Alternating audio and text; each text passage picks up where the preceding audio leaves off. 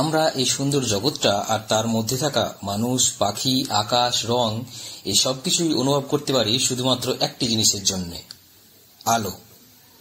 কিন্তু এই আলো কি, সেটা কি আমরা আজও বুঝে উঠতে পেরেছি?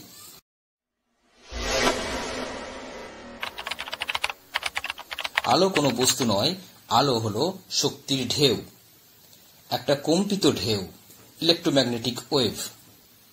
ইলেকট্রিক ওয়েভ এবং ম্যাগনেটিক ওয়েভ ভ্যারি করার ফলে একে অপরকে সৃষ্টি করার মাধ্যমে সামনের দিকে এগিয়ে চলে। তাই চলার পথে কোনো মাধ্যমের প্রয়োজন হয় না। যে সকল বস্তুকে প্রকাশিত করে, সে কি কখনো নিজেকে সম্পূর্ণভাবে প্রকাশিত করেছে?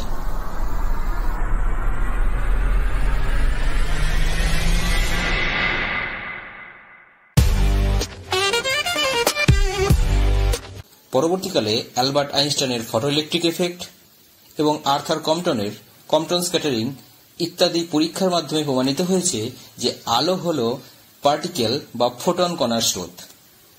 মডার্ন ফিজিক্স এখনো এটা ধরেই চলছে যে আলো কখনো তরঙ্গ, আবার কখনো কণা।